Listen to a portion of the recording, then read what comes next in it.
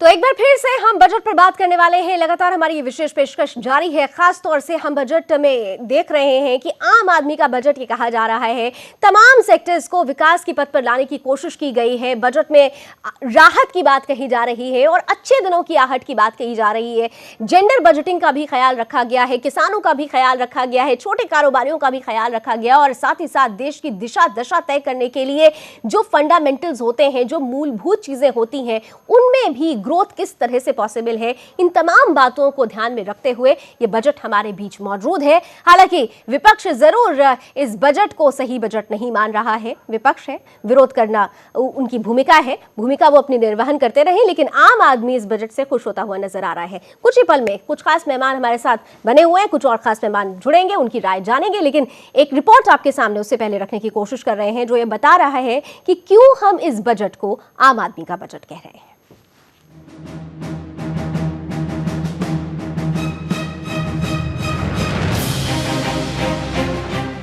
नोटबंदी के बाद वित्त मंत्री अरुण जेटली ने पहला आम बजट पेश किया।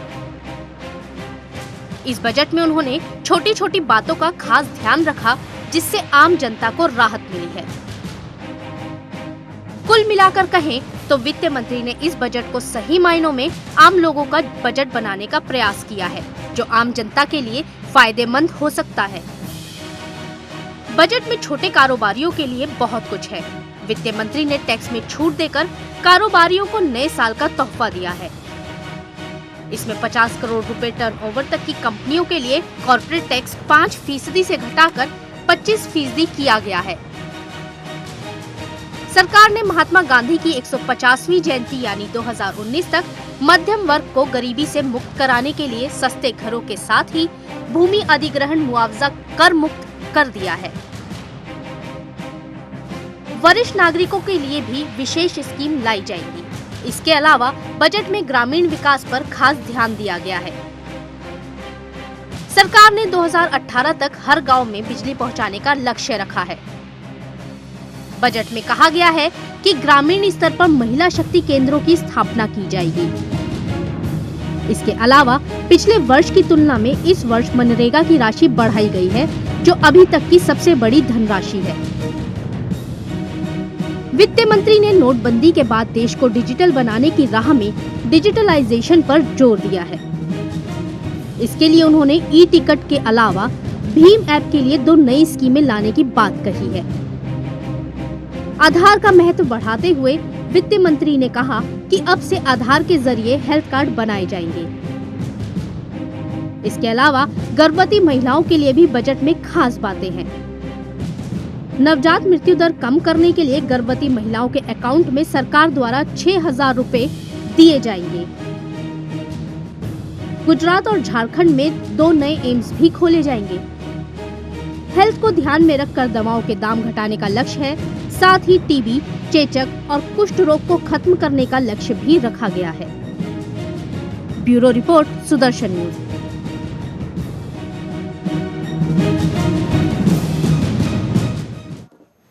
तो हर किसी को ध्यान में रखकर बनाया गया है ये बजट। खास तौर से जब हम हर किसी की बात करते हैं तो इस देश में सबसे आखिरी पंक्ति में, सबसे आखिरी में कौन खड़ा है, वहां तक क्या ये बजट पहुंच पा रहा है, वहां तक के विकास के लिए क्या ये बजट, जो बजट का स्वरूप है वो उसके अनुरूप है, ये महत्वपूर्ण है। और इसी ही चर्चा को हम आगे बढ़ाते हैं। 2 खास मेहमान मेरे साथ लगातार बने हुए हैं। एक बार फिर से मैं उनका स्वागत करना चाहूंगी। मेरे साथ जाने माने मीडिया एनालिस्ट और जर्नलिस्ट प्रोफेसर अमिताभ श्रीवास्तव जी हैं। एक बार फिर से स्वागत सर आपका। और साथ ही साथ जाने माने इकोनॉमिस्ट डॉक्टर ललन प्रसाद जी भी हमारे साथ हैं। ललन जी, आपका भी बहुत बहुत स्वागत।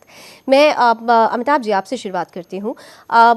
जब हम बजट की बात करते हैं तो सबसे पहले बजट की चिंता दरअसल महिलाओं को होती है और हमने देखा था महिलाएं ज़्यादा उत्सुक रहती हैं बजट को लेकर, क्योंकि उन्हें घर की होम मिनिस्ट्री कहा जाता है और उन्हें तमाम तरीके से घर को चलाना होता है। तो क्या ये जो बजट आया है वाकई जेंडर बजटिंग को ध्यान में रखा गया है? क्या महिलाओं की जो उम्मीद थी उसके अनुरूप आप देखते हैं इस बजट को? देखिए, मैं पहले तो ये मान के कहूँगा कि महिलाओं को अगर ये मान के चला जाए कि वो किचन के अंदर रहना और सिलेंडर का रेट कम हो जाना, गैस का रेट, उससे ऊपर अब दुनिया आगे बढ़ चुकी है। महिलाएं देश की राजनीति से लेकर हर जगह आ रही हैं, तो महिलाओं को उस रूप में देखने की ज़रूरत है। और बजट उन छोटी चीज़ों से महिलाओं को एक बड़ी छवि के तौर पे पेश करता है। दूसरी तरह से मैं ये कहूँगा कि चूंकि चुनाव जो है इस देश की राजनीति से जुड़ा है और राजनीति इस देश के लोकतंत्र से जुड़ी हुई है, और चूंकि महिलाएं एक बड़ा वोटर वर्ग भी है, इसलिए उसको ध्यान केंद्रित अगर कोई सरकार करती है तो उसे गलत नहीं आंका जा सकता।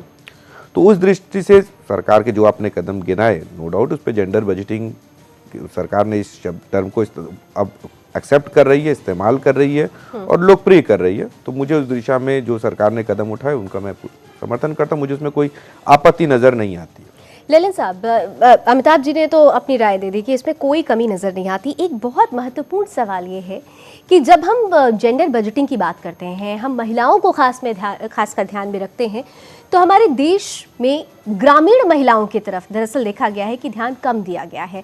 अभी हमने बीते सालों में देखा है कि जो माइग्रेशन हुआ है गांव से, वो माइग्रेशन पुरुषों की तुलना में महिलाओं का ज़्यादा हो रहा है। तो क्या इस बजट में जिस तरीके से महिलाओं की बात कही गई है, उस फीमेल माइग्रेशन को रोकने के लिए उन महिलाओं को जो ग्रामीण सुदूर क्षेत्रों में हैं, उनके विकास को लेकर भी जो बातें कही गई हैं, वो आप उससे इत्तेफाक रखते हैं? उन तक पहुंच पाएगा? प्रोविज़न आया उससे एक चीज़ तो दिखाई पड़ती है, जो मनरेगा में अभी तक 47% तक महिलाओं की भागीदारी थी, तो बजट में प्रॉमिस किया गया उसको 55% कम से कम कर देंगे। तो एक अच्छा कदम है, अधिक से अधिक महिलाओं को सरकार से अनुदान मिल पाएगा और उनकी लाइफ में सुधार आएगा। और माइग्रेशन कम होगा इससे। दूसरी बात, जो ये 6,000 रुपये गर्भवती महिलाओं को देने वाली बात है, तो अभी तक जो पहले यूपीए के टाइम में जो स्कीमें थी वो बहुत लिमिटेड डिस्ट्रिक्ट में थी और उसमें भी पैसा बहुत कम देते थे, 2,000-3,000 रुपये कुछ इस तरह देते थे और उनका भी कोई वितरण ठीक से नहीं हो पाता था, लोगों को उसका बेनिफिट पहुँच नहीं पाता था। तो सरकार ने अभी प्रॉमिस किया कि देश भर के सारे डिस्ट्रिक्ट में ये स्कीम लागू की जाएगी और ये 6,000 रुपये गर्भवती महिलाओं को दिए जाएंगे। तो इसका दायरा बहुत बढ़ा दिया गया और ये अच्छी बात है। और दूसरी बात ये मैं समझता हूँ कि महिलाओं के सशक्तिकरण के लिए जो पैसा महिलाओं और बालकों के लिए, बच्चों के लिए आवंटन किया गया है, काफ़ी धन आवंटन किया गया है। अब उसका खर्च किस तरह से किया जाएगा और किन किन स्कीम्स में है, उसका तो अभी तक डिटेल बजट में नहीं आया है, लेकिन उसका इम्पैक्ट तो होगा, क्योंकि ये बहुत इम्पोर्टेंट बात आपने कही। पैसा एलोकेट किया गया है तो उसी के लिए किया गया है कि महिलाओं का सशक्तिकरण हो, और ये बहुत आवश्यक है क्योंकि ये हमारी आधी पॉपुलेशन काफ़ी दिनों से नेग्लेक्टेड रही है और अब अगर हम उसके ऊपर इम्फेसिस करें तो अच्छी बात है। बिल्कुल। मैं एक बात और जोड़ना चाहूँगा कि देखिए सर, ये बजट महिलाओं के साथ साथ MDG जो मिलेनियम डेवलपमेंट गोल पर भारत सरकार ने दस्तखत किए हुए हैं, वो काफ़ी समय से नेग्लेक्टेड बना हुआ था। तो उस पर भी ध्यान केंद्रित है कि उसमें खासतौर से नवजात शिशुओं के बारे में जो बात है, वो बाल मृत्यु दर को कम करने के विषय में, वो एक ऐसा हिस्सा है जो देश के ऊपर कलंक है। निश्चित रूप से दूसरा महत्वपूर्ण बिंदु, नो डाउट नवजात जो बच्चा होता है वो सबसे ज्यादा पूरे परिवार के लिए प्रिय होता है, लेकिन माँ के लिए उसका एक विशेष उसका स्थान होता है और उसकी ये जो संवेदना है ये महत्वपूर्ण स्थान रखती है कि अगर कोई बजट इस पर ध्यान केंद्रित करता है तो अहम है। दूसरी बात जो बात हुई कि लगातार सब्सिडीज को घटा करके सीधे अकाउंट में ट्रांसफर करने वाली बात, सीधे महिलाओं से उस जगह पे सरकार स्टार्ट सीधे 6,000 रुपए वहां पर केंद्रित करने की बात कर रही है और उन महिलाओं के अकाउंट में। तो जो ये बात थी कि अभी तक योजनाओं के रूप में लाई जाती तो वो उसके हाथ में आ रही है, नहीं आ रही है, अब 6,000 रुपए सीधे उसके अकाउंट में आ रहा है। नवजात शिशुओं के ऊपर ध्यान में केंद्रित कर, तो महिला, बच्चा, विकास, स्वास्थ्य, सारी चीजें एक साथ जुड़ रही हैं और विकास ऐसे ही होता है कि विकास एक टुकड़े में नहीं देखा जा सकता, समन्वित विकास। बिल्कुल। और यहाँ पर एक बहुत महत्वपूर्ण पहलू, क्योंकि हम महिलाओं की बात कर रहे हैं, अमिताभ जी आप मीडिया एनालिस्ट रहे हैं, हमने देखा कि निर्भया फंड आ गया था, यूपीए गवर्नमेंट ने बनाया था। इनफैक्ट उसके बाद उसमें हमारे प्रेजेंट गवर्नमेंट ने भी अमाउंट अलॉट किया था, लेकिन गंभीरता से नहीं लिया गया, 1 रुपए भी खर्च नहीं हुए हैं अभी तक। तो क्या ये जो तमाम फंड्स बन रहे हैं, ये जो योजनाएं बन रही हैं, सिर्फ पैसा अलॉट कर देना इज नॉट कॉल्ड बजटिंग? उसका इम्प्लीमेंटेशन, उसको सही तरीके से अमली जामा पहनाना। देखिए बिल्कुल आप सही कह रहे हैं, मैं यही कह रहा हूँ कि सीधे खाते में ट्रांसफर करना ये उसी दिशा में कदम है कि अधिकतर केवल एक आप किसी भी विभाग, देश के किसी विश्वविद्यालय में चले जाइए, देश के किसी विभाग में चले जाइए, सरकारी हर जगह यही स्थिति है कि जो फंड दे दिया जाता है उसका इस्तेमाल ही नहीं हो पाता।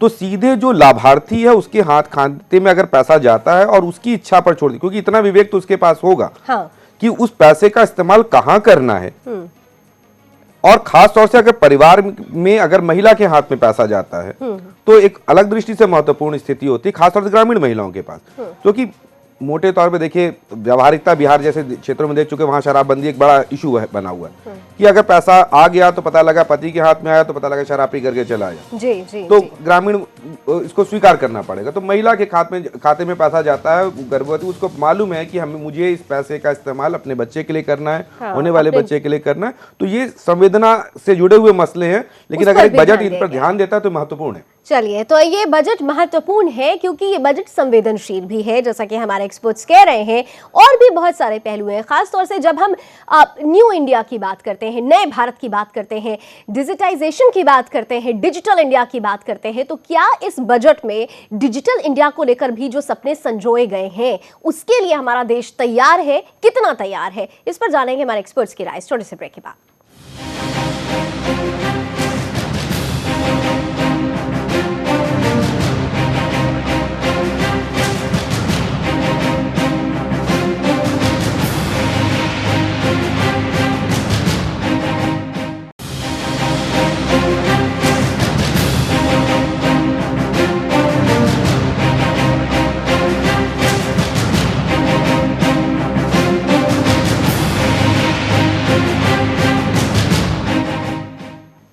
तो बजट के जरिए बड़ी राहत देने की कोशिश, और इस कोशिश को अब अमली जामा पहनाने की कोशिशें शुरू होगी। लेकिन इन तमाम कोशिशों के बीच विपक्ष भी एक कोशिश कर रहा है विरोध दर विरोध करने की। कुछ राजनीतिक प्रतिक्रियाएं फटाफट देख लेते हैं और उसके बाद हम अपने एक्सपर्ट्स के पास वापस लौटेंगे।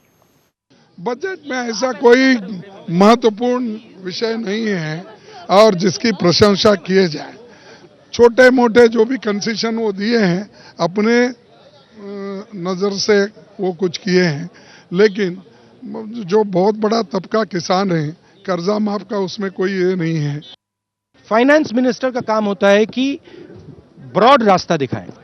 ब्रॉड रास्ते के लिए हिंदुस्तान के सामने 2-3 इश्यूज हैं। एक इशू हिंदुस्तान के युवा को रोजगार कैसे दिया जाए। नरेंद्र मोदी जी ने बहुत बड़े भाषण किए हैं। पिछले साल कितना 1.5 लाख, हाउ मेनी पीपल, कितना 1.5 lakh, how many people, 1.5 lakh युवाओं को रोजगार मिला। ठीक है, this is a shameful thing. ठीक है, 2 करोड़ की बात की थी, इस पे एक बात नहीं बोली। दूसरी बात, किसान रो रहा है, किसान को कर्जा माफ करने की जरूरत है। बड़े बड़े भाषण दिए, किसानों की सरकार, किसानों की सरकार, कुछ नहीं किया। मैं बजट में सिर्फ एक बात कहना चाहता हूं कि डीमोनेटाइजेशन के बाद ये बजट था। सरकार ने नहीं बताया कितना पैसा हमारा वापस फिर से आ गया। एक नंबर 2, उसमें काला धन कितना है, उसमें फेक नोट नकली नोट कितने हैं, फिर जो बेकार और बेरोजगार हुए हैं, जो स्मॉल और माइक्रो इंडस्ट्री है वो बैठ गई है। उससे बड़े पैमाने पर लगभग 2.5 करोड़ लोग घर चले गए हैं। उनके कंपनसेशन का उनकी कोई चिंता इसमें नहीं दिखती है। तो विपक्ष कह रहा है कि चिंता नहीं हुई है, जनता को ध्यान में रखकर नहीं बनाया गया है ये बजट। वहीं सरकार का सीधे तौर पर कहना है कि ये बजट दरअसल आम जनता को ही ध्यान में रखकर बनाया गया है, वो जनता जिसका सीधे तौर पर इससे हित सधेगा। आने वाले वक्त में उनके विकास की दिशा और दशा तय होगी।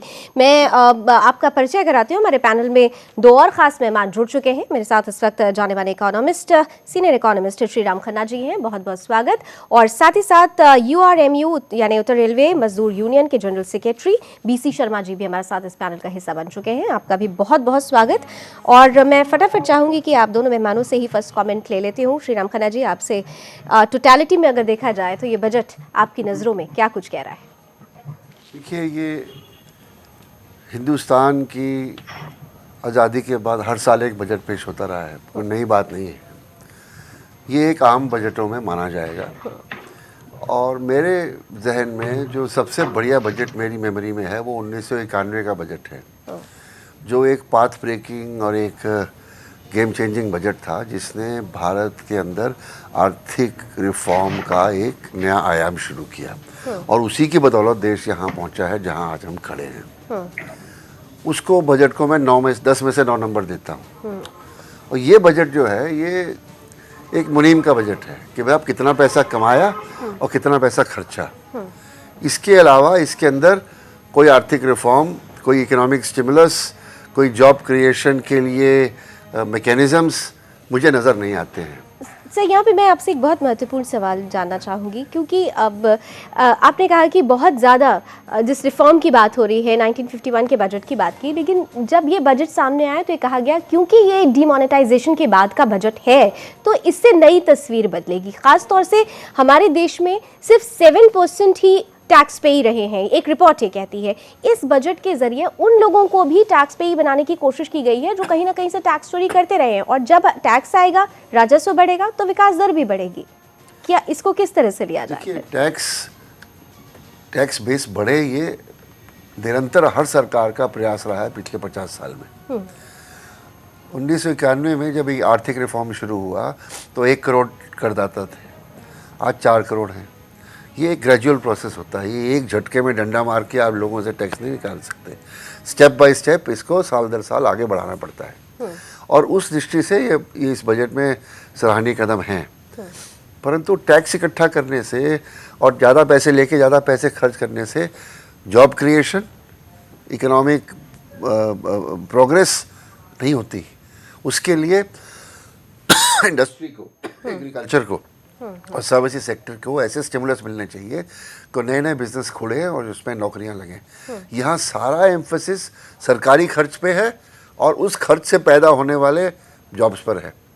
जैसे कि इंफ्रास्ट्रक्चर में आप 3-4 लाख करोड़ रुपया खर्च कर रहे हो, आप सोच रहे हो कि उससे जॉब क्रिएशन का होगा, परंतु उतना नहीं होगा जितना देश को ज़रूरत है। लेकिन एक शुरुआत तो हो जाएगी। जिस सेकंड जनरेशन इंफ्रास्ट्रक्चर की बात हो रही है, एक शुरुआत तो हो जाएगी। आज से नहीं हो रही है, ये शुरुआत 50 साल से हो चुकी है। ठीक है। हर साल का बजट एक पड़ाव है। इस पड़ाव में हमने क्या अचीव किया, तो अब 10 साल बाद, आज 25 साल हो गए हैं, 26 साल 1991 के बजट को आज क्यों वो याद किया जाता है? क्योंकि उसने ऐसे इकोनॉमिक रिफॉर्म की तरफ देश की गति को बढ़ाई कि incomes, per capita incomes, GDP growth निरंतर साल दर साल बढ़ता रहा। और उसके बाद ठीक है, दूसरी सरकारें जो आई उनको भी वही पॉलिसी आगे ले जानी पड़ी। ठीक है, बेसिक इनकम की आप बात कर रहे हैं, लेकिन ये कोशिश की गई है। अब हमारे 2 और खास मेहमान हैं, उससे कितना इत्तेफाक रखते हैं मैं उनकी राय जानूं। उससे पहले मैं मेरे साथ क्योंकि एक और खास मेहमान बने हुए हैं मेरे साथ, बीसी शर्मा जी जुड़ गए हैं, खासतौर से जनरल सेक्रेटरी URMU है। बीसी शर्मा जी, पहली बार ऐसा हुआ है कि रेल बजट को भी इस यूनियन बजट में इंक्लूड कर दिया गया है। टोटलिटी में अगर मैं आपसे पूछूं, इस बजट को आप अपनी नजरों में कहां देखते हैं? ये बजट जो है छोटी इंडस्ट्री के लिए थोड़ा अच्छा है, कुछ किसानों के लिए अच्छा है, लेकिन कर्मचारियों के लिए इसके अंदर जॉब क्रिएशन जो होनी चाहिए थे उसके बारे में कोई बात नहीं कही गई। सीनियर सिटीजन के लिए जो टैक्स इन्होंने इकट्ठा करने की तो बात अच्छी की है, टैक्स होना भी चाहिए, जबकि इस देश के अंदर जो देश का नागरिक है मार्केट के अंदर चाहे एक माचिस भी लेता है उसको भी टैक्स पे करके ही लेनी पड़ती है। ये एक एक्स्ट्रा एडिशनल टैक्स है जो वेतनभोगियों से भी और दूसरों से भी लिया जाता है। तो इसलिए ये रेलवे का बजट जो जनरल बजट में इन्होंने मिक्स किया, जो 1924 से ऐसा चल रहा था, उससे रेलवे की पहचान जो है कम हुई है, कम होगी भारत के अंदर और वर्ल्ड के अंदर, क्योंकि रेलवे की जो डेवलपमेंट है सेपरेट फंड से ज्यादा डेवलपमेंट होती थी। इससे इसके ऊपर इसका असर आज नहीं तो कुछ दिनों में पड़ेगा। अभी इन्होंने जो बजट ठीक है, आज नहीं तो कल इसका असर पड़ेगा। हालांकि सरकार ये कह रही है कि रेलवे के रिफॉर्म के लिए ये जरूरी कदम था और इसीलिए इस कदम को उठाया गया है। लॉन्ग टर्म में इसका क्या रिजल्ट होगा, बहरहाल ये देखना बहुत दिलचस्प होगा। हम चर्चा आगे बढ़ाएंगे, लेकिन हमारे साथ आगे की चर्चा में प्रोफेसर ललन प्रसाद जी, आपका बहुत बहुत शुक्रिया हमारे साथ जुड़े रहने के लिए और अपनी बहुत महत्वपूर्ण बातें हमारे बीच रखने के लिए। एक छोटा सा ब्रेक लेते हैं, ब्रेक के पार भी कुछ और खास मेहमान हमारे साथ जुड़ेंगे और उनकी राय भी जानने की कोशिश करेंगे। और हम जैसे कह रहे हैं अच्छे दिनों की आहट, क्या उनकी नजरों में वाकई ये अच्छे दिनों की आहट है या अभी सिर्फ आहट ही है, वो तस्वीर सिर्फ सपनों में आएगी, साकार कब होगी, इसे जानने की कोशिश इस छोटे से ब्रेक के बाद।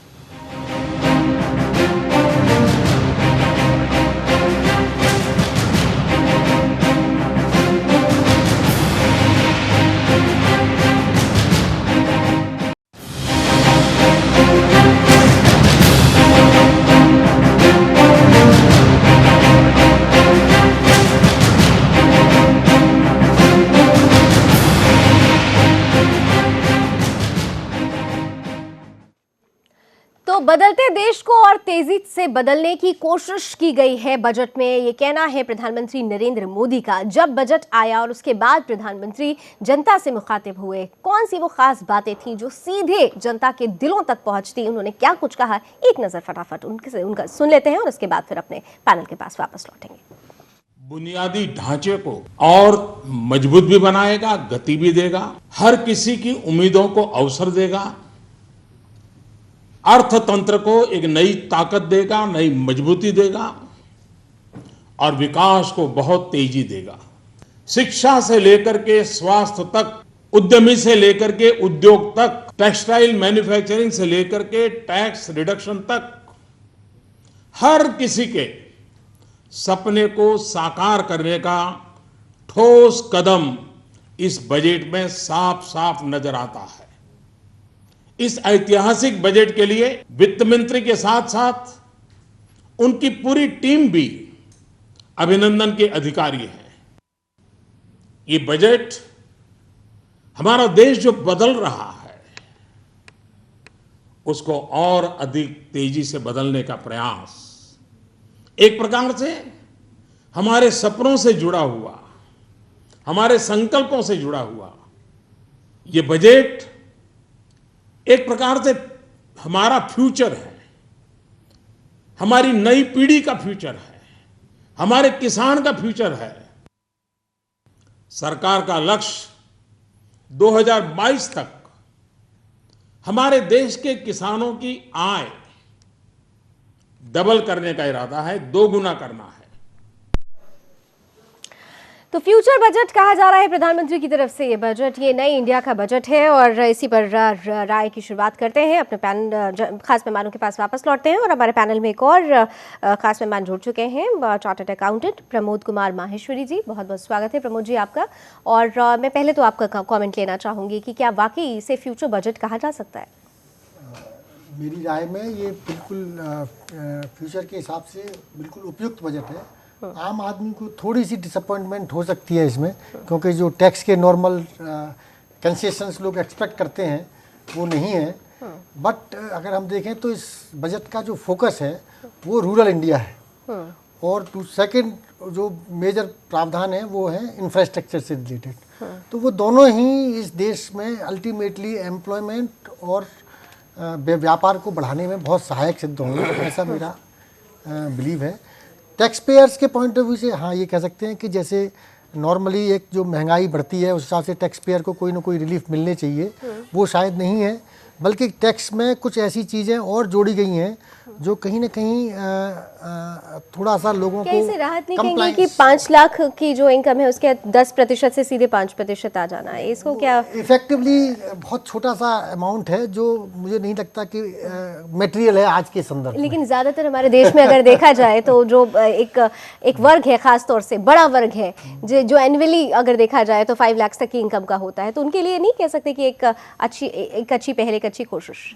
अगर देखिए आज अभी हम इस महंगाई के दौर में देखें तो 2 या 3 हज़ार रुपये अगर किसी को रिलीफ मिल जाता है तो मुझे नहीं लगता कि कोई बहुत बड़ा रिलीफ है। लोग इस बार शायद रिफॉर्म के तौर पे ये एक्सपेक्ट कर रहे थे कि करीब 4 लाख रुपए की बेसिक एग्जम्पशन लिमिट हमारे पास पहुंचनी चाहिए, बट ऐसा हुआ नहीं। हम लोग भी यही उम्मीद कर रहे थे कि थोड़ी लिमिट में ज़रूर ठीक ठाक इजाफा होगा इस बार, लेकिन ऐसा हुआ नहीं। ये थोड़ा सा एक्सपेक्टेशन के विपरीत रहा है, बल्कि चलिए एक्सपेक्टेशंस के विपरीत रहा है। मैं टैक्स पेयर के पॉइंट ऑफ व्यू से ओके, मैं श्रीराम खन्ना जी के पास जाऊँ उससे पहले मैं डॉक्टर अमिताभ श्रीवास्तव के पास आना चाहूँगी। अमिताभ जी, खासतौर से जब हमने शुरुआत की थी तो जैसे कि खन्ना साहब कह रहे थे कि सीधे तौर पर अगर देखा जाए तो बहुत कुछ नहीं देने वाला ये बजट लग रहा है। ख़ासतौर से अगर हम डेवलपमेंट की बात करते हैं तो अनएम्प्लॉयमेंट की बात करते हैं पहले। ख़ासतौर से हमारे देश में 65% युवा देश तो है, लेकिन युवा बेरोज़गार है। उनके रोज़गार को देखते हुए बहुत कुछ खास नहीं दिखा है इसमें। युवाओं को बहुत उम्मीद थी। देखिए, श्री राम जी की बात पे मैं यहाँ से कहना शुरू, उन्होंने 1991 के बजट से इसकी तुलना की। श्री राम जी जानते हैं कि 1991 का बजट मजबूरी का लाया बजट था, विश्व बैंक का दबाव था, हम एक इकॉनमी से दूसरी इकॉनमी में शिफ्ट कर रहे थे, सोशलिस्ट इकॉनमी से कैपिटल इकॉनमी की तरफ जा रहे थे। नो डाउट उससे इसकी कंपैरिजन नहीं कर सकते। जबकि ये बजट जो है ये सरकार की कंसिस्टेंसी दिखाता है। हर बजट एक नई बात कहे ऐसा नहीं होता, हर बजट एक दिशा में बढ़ रहा है और ये एक अच्छी चीज है कि कदम दर कदम हर बार आप एक नया गड्ढा नहीं खोदते, जो गड्ढा खोदा है उसको गहरा करके उसमें से अब और पानी निकलने, स्वच्छ पानी निकलने की बात होती है। तो कंसिस्टेंसी जरूरी है। मुझे लगता है कि ये कंपैरिजन शायद मेरी दृष्टि से उचित नहीं, उनका अपना अलग मानना हो सकता है। दूसरी बात यह है कि जो हमने कहा 10 लाख करोड़ रुपए का किसानों के लिए प्रावधान किया गया है, मुद्रा लोन है। देखिए स्किल इंडिया के बारे में बात है, तो किसानों को ये रोजगार अपने आप जनरेट करेगा। ऐसा नहीं होता है कि हम कह दें कि साहब हम दो में से कौन सी बात, किसान उसके या तो उसके खाते में सीधे पैसा चला जाए, वो भी हुआ, लेकिन उन लोगों के लिए किया गया जो जिनको उसकी जरूरत है, जैसे कि एक गर्भवती महिला उस समय वो वर्किंग कंडीशन में नहीं है, तो उसके लिए एक अलग तरह का प्रावधान किया गया। दूसरा प्रावधान किया जा रहा है कि नए निवेश को बढ़ाने के बारे में बात है, एंटरप्रेन्योरशिप को डेवलप करने की बात है। तो जो निवेश किया जा रहा है ऐसा नहीं होगा कि हम कह देंगे, अच्छा मनरेगा के बारे में जैसे कहा गया, मनरेगा जॉब नहीं क्रिएट करेगा। कांग्रेस को क्या अपनी योजना पे भरोसा नहीं रह गया मनरेगा पर? अगर मनरेगा के लिए धन बढ़ाया जा रहा है तो इसका मतलब क्या है, रोजगार जनरेट नहीं करेगा। तो मतलब ये देखिए मुझे, अच्छा मैं दूसरी तरफ से मैं ये भी कहूंगा कि विपक्ष को बधाई देनी चाहिए। विपक्ष को बधाई इस दृष्टि से देखनी चाहिए कि कम से कम उसने बजट को ध्यान से सुना, कोहराम नहीं मचाया। विपक्ष है, विपक्ष विरोध करेगा, लोकतंत्र को उसकी प्रासंगिकता, वो अपनी प्रासंगिकता संकट में नहीं डालना चाहते, इतना तो करेंगे। और कोई ज्यादा शोर शराबा नहीं किया, इतना तो हम मान के चलते हैं कि इससे ज्यादा वो समर्थन नहीं कर सकते। ठीक है श्रीराम खन्ना जी, सस्टेन डेवलपमेंट की बात हो रही है, सतत विकास की बात हो रही है, और हमने सुना कि बजट के दौरान बार बार ये बात कही गई कि ये बजट सतत विकास को ध्यान में रखकर बनाया गया है। तो क्या वाकई आपको जो सस्टेनेबल डेवलपमेंट की बात हो रही है वो चीज़ें आने वाले वक्त में पूरी तरीके से उसका स्वरूप हम देख पाएंगे या कुछ कमी रहेगी? देखिए, सस्टेनेबल डेवलपमेंट का मतलब होता है कि अपने संसाधनों को इस्तेमाल करके लोगों को रोज़गार मुहैया कराएं और फुल एम्प्लॉयमेंट इकोनॉमी की तरफ जाएं। ग्रोथ तो हमारा है 7%, 7, 7.5, 6.5, 7.5, 8 की उम्मीद कर रहे हैं। और जॉब क्रिएशन है कुछ लाख, जहाँ एक महीने में 1 करोड़ जॉब्स की ज़रूरत है, वहाँ आप 1-2 लाख जॉब्स क्रिएट करके किसका डिमांड पूरा कर रहे हैं? हमारे ग्रामीण अंचल से, हमारे रूरल एरिया से लाखों करोड़ों यंग लोग स्कूल कॉलेजों को पढ़ के निकल रहे हैं, उनके पास कोई रोज़गार नहीं है। और आप देख लीजिए, ये अशांति का एक माहौल शुरू हो गया है। राजस्थान, हरियाणा, गुजरात में और महाराष्ट्र में जो आपने अपर कास्ट के एजिटेशन देखे हैं, ये उसका एक सिंबल है कि भाई अशांति का वातावरण शुरू हो गया और भिन्न भिन्न पहलुओं को आगे लाके वो ऊपर आ रहा है। और ये फैलेगा, ये तब तक ये नहीं रुकेगा, तब तक ये नहीं रुकेगा जब तक सब्सटैंशियल जॉब क्रिएशन यंग लोगों के लिए नए वोकेशंस में, नई इंडस्ट्रीज में ना बने। लेकिन उसके लिए क्या किया जाए? सब तो हो रहा है, मेक इन इंडिया भी है, स्किल इंडिया भी है, स्टार्टअप इंडिया भी है, तो एक शुरुआत तो हो गई है ना मैडम। ये तो लेबल है, स्लोगन है। इनके पीछे बताइए कौन से जिले में कितने जॉब्स क्रिएट हुए हैं, इसका लेखा जोखा है कोई? अमिताभ जी कुछ कहना चाह रहे हैं इस पे? देखिए, जो आप ये नहीं कह सकते कि अगर जातीय स्तर पर एक जो संपन्न कही जाने वाली जो जातियां थी, वहां से अगर एजिटेशन की शुरुआत हो रही है, वो गलत है। वो वहां से जो स्टार्ट हुआ, चाहे वो गुजरात में स्टार्ट हुआ या वो राजस्थान में स्टार्ट हुआ या पश्चिमी उत्तर प्रदेश के कुछ अंचलों से हुआ, वो संपन्न कही जाने वाली जातियां। दूसरी बात, संपन्न कही जाने, इसका मतलब ये वो 1 या 2 दिन के अंदर घटना नहीं घटी। हमने आज तक ये जो उनको ये मानसिकता डाल दी कि सरकारी नौकरियों में के जरिए ही उनका विकास हो सकता है। एक बात, सरकारी नौकरियों में भी ये छवि अंदर अंदर पब्लिक के मन में ये बैठा दी गई कि सरकारी नौकरियां इसलिए कीजिए क्योंकि वहां काम नहीं करना पड़ेगा। ऐसी मनोदशा लगातार 50 साल से ऊपर से अगर जिस समाज के अंदर भर दी जाए, वहां विकास किस तरह संभव है? तो एंटरप्रेन्योरशिप को डेवलप करने के लिए दो ही चीजें देखिए, कौशल विकास किया जाए, लोन दिया जाए। कौशल विकास पर बात हो रही है, उनको कर्ज दिया जा रहा है, तो दोनों और उसके लिए समय देना पड़ेगा। ऐसा नहीं होगा कि आज दोनों में आपने ही एक कंपैटिबिलिटी बनाने की कोशिश की गई है। उस कंपैटिबिलिटी में थोड़ा सा टाइम जरूर करने के लिए, इसके अलावा क्या किया जा सकता है? टाइम टेकिंग प्रोसेस है, लेकिन ऐसा नहीं है कि इसका रिजल्ट नहीं आएगा। एक छोटा सा ब्रेक ले लेते हैं सर, मैं आपके पास वापस आऊंगी, प्रमोद जी मैं आपके पास भी आऊंगी, और बीसी शर्मा जी भी हमारे साथ जुड़े हुए। छोटे से ब्रेक के बाद जल्द हाजिर।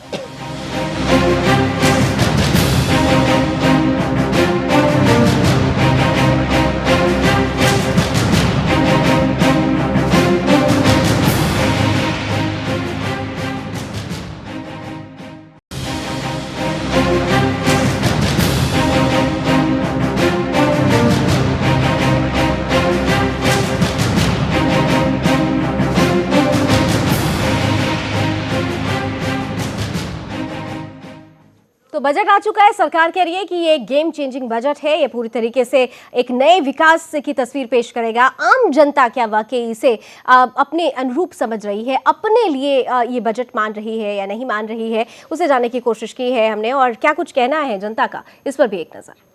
2017-2018 आम बजट जो संसद में पेश हुआ है वो छत्तीसगढ़ के किसानों के लिए काफ़ी राहत की बात हुई है। और हम कहते हैं कि युवा हैं हम, और युवा पीढ़ी के लिए काफ़ी मोदी जी प्रयास कर रहे हैं। और जिस प्रकार से युवाओं को ध्यान में रखते हुए कई प्रकार की योजनाएं लागू कर रही हैं, तो काफ़ी युवाओं को भी फायदा हो रहा है। देखिए, जैसे बजट निकला है उसमें खास करके गाँव और किसानों और मतलब युवा पर फोकस किया गया है। उस बजट में प्रस्तावित किया गया है कि किसानों का आय दुगना कर दिया जाएगा और युवाओं के लिए बहुत अच्छा रोजगार मतलब उसमें दिए जाने की बात कही गई है।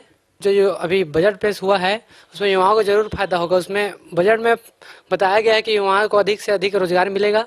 देखिए, छत्तीसगढ़ की बात की जाए तो ये अत्यधिक किसान बहुल्य राज्य है और यहाँ मतलब 50 से 60% किसान यहाँ निवास करते हैं। तो बजट में जो फसल बीमा है उसके लिए कुछ दिया गया है, 10,000 करोड़ देने का फैसला किया गया है। फसल बीमा योजना है, किसानों को अत्यधिक कर्ज दिया जाएगा।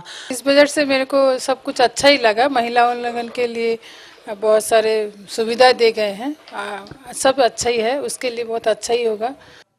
चलिए, लोग खुश हैं और महिलाएं भी खुश हैं और युवा भी खुश हैं। अब विपक्ष खुश नहीं है, विपक्ष की भूमिका है, हम बार बार कह रहे हैं, उसकी भी अपनी मजबूरी है, वो भूमिका उसे अपनी भूमिका को निर्वहन करना है। और चलिए वापस लौट रहे हैं मैं इस वक्त सीधे चलना चाहूँगी बीसी शर्मा जी के पास। काफ़ी देर से नहीं गई हूँ शर्मा साहब, क्योंकि आप रेलवे से जुड़े हुए हैं, इसलिए मैं बहुत महत्वपूर्ण सवाल आपसे करना चाहती हूँ। आज हर कोई एक ही बात कह रहा है कि भाई रेल बजट को इसमें इंक्लूड करके क्या नया करने की कोशिश की गई है। सरकार कहती है रेल रिफॉर्म होगा, इससे रेलवे में एक बदलाव आएगा, खास तौर से अगर रेल घाटे की बात की जाए और रेल सुरक्षा की बात की जाए। तो क्या वाकई आपकी नज़र में एक बड़ा रिफॉर्म, एक बड़ा बदलाव इसके जरिए हो सकता है या कुछ अब भी कमी रह गई? देखिए, इस बजट को आम बजट में मिलाने से ये जो गलतफहमी है कि इससे बहुत बड़ा चेंज आएगा। जो सेफ्टी की बात कर रहे हैं, सेफ्टी के सारे परमिशन, क्योंकि रेलवे बजट को सिर्फ एक तरह से इन्होंने मिला के ये किया, बाकी सारी रिस्पॉन्सिबिलिटी, सारा फाइनेंस रेलवे खुद क्रिएट करेगी, खुद उस पर खर्चा करेगी, खुद इंफ्रास्ट्रक्चर जो है उसकी देखभाल करेगी।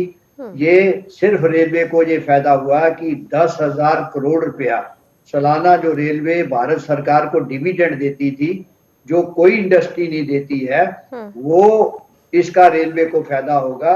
बाकी रेलवे की जो पहचान 1924 से बनी है, उस पहचान से रेलवे का इमेज पे थोड़ा इसका असर होगा। डेवलपमेंट के लिए हम अगर बात करेंगे, जिस तरह की अगर रेलवे को ये एक बिजनेस सेंटर समझ के ये हम चलेंगे, रेलवे बिजनेस सेंटर नहीं है। देश के नागरिकों की सस्ते रेट पे, सस्ते किराए पे सुरक्षा सुरक्षित ठीक है, यात्रा कराने का एक साधन। रेल जनमानस को विकास से जोड़ती है, ये सीधे तौर पर अगर देखा जाए तो। बीसी शर्मा जी,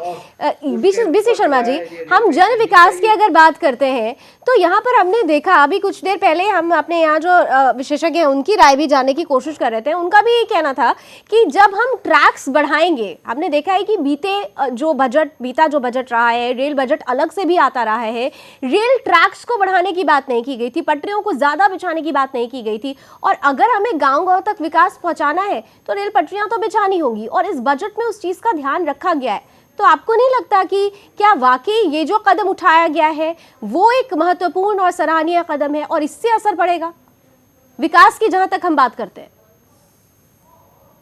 में पहले जब सेपरेट था तब भी रेलवे की लाइनें बढ़ी हैं। जो पुरानी रेलवे ट्रैक था चेंज हुआ है, जो छोटी लाइन की थी बड़ी लाइन में बदली गई है। नई रेलगाड़ी है, कश्मीर घाटी के अंदर रेलवे का नाम नहीं था, रेलवे वहां गई है, दूसरे एरिया में भी रेल गई है, ऐसी कोई बात नहीं है। लेकिन रेलवे को आगे हम बढ़ाना है। रेलवे के अंदर इटसेल्फ पैसे की कोई कमी नहीं है। जो टारगेट रेलवे कर्मचारियों को दिया जाता है वो समय से पहले उस टारगेट को पूरा करके। ठीक है बीसी शर्मा जी। अमिताभ जी, आप ही ने ये बात खासतौर से उठाई थी अभी, जिस तरीके से मैं इस बात की शुरुआत कर रहा हूँ कि जब रेलवे को अलग किया गया तो भी उसके पीछे कोई बहुत मजबूत कारण नहीं थे, सिवाय इसके कि रेलवे देश की, तो क्या हम ये कह सकते हैं रक्षा नहीं है, शिक्षा नहीं है, ये एक अलग, नो डाउट उसका बजट ज्यादा था, इस वजह से क्या किसी का बजट अलग से पेश करने की जरूरत है? एक ये धारणा चली और परंपरा थी, उसको निभाते रहना चाहिए। 1924 का इतिहास देखिए। हाँ, मैं अपनी बात मुझे प्लीज कहने की इजाजत दे।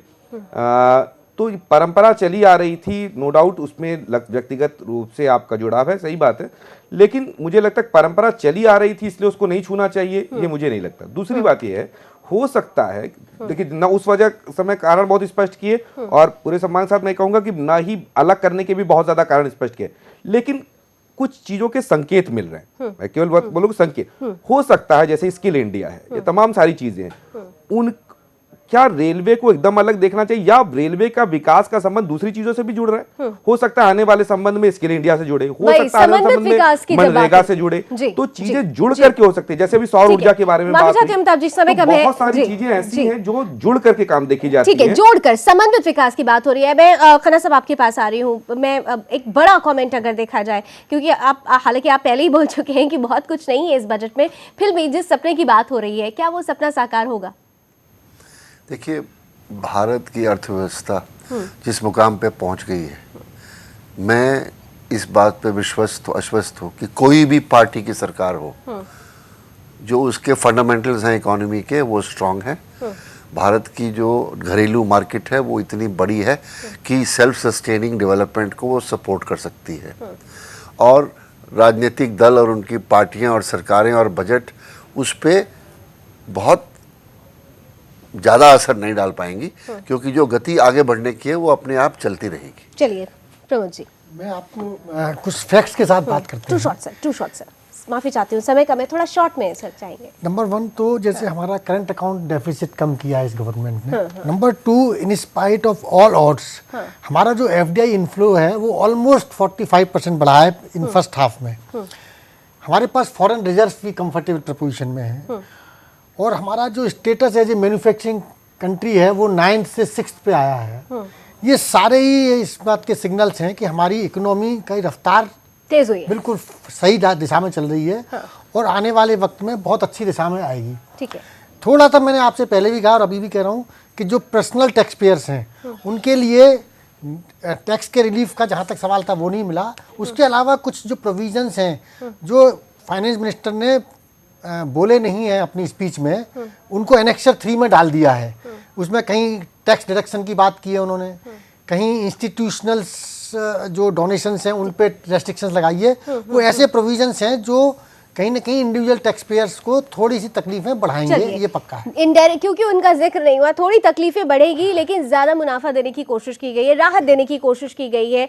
हमने ऑल इन ऑल देखा कि तमाम अलग अलग राय आ रही हैं, लेकिन फिर भी सभी ने ये एक उम्मीद जताई है कि जिस सतत विकास की बात की जाती है हमारे देश में, वो सतत विकास संभव हो पाएगा। और उसको संभव करने के लिए जो तमाम बातें बजट में कही गई हैं, जो लिखित थी, अब उनको अमली जामा कैसे पहनाया जाएगा, हम आने वाले साल में ये देखने की कोशिश करेंगे। बहुत बहुत शुक्रिया आप सभी मेहमानों का, क्योंकि हमारे पास वक्त कम है, लेकिन बहुत महत्वपूर्ण बातें हमारे बीच रखी गई आप लोगों की तरफ से। और चलते चलते, जैसा हम हमेशा कहते हैं, पंख है, परवाज भी है, उड़ने की चाहत भी है, बस इन्हें चाहिए एक उन्मुक्त आकाश। वो उन्मुक्त आकाश मिल चुका है, कितनी उड़ान भरी जाएगी आने वाले सालों में देखेंगे। बहुत बहुत धन्यवाद। फिलहाल अभी बस इतना ही। देश दुनिया की तमाम खबरों के लिए आप जुड़े रहिए सुदर्शन न्यूज के साथ। जय हिंद।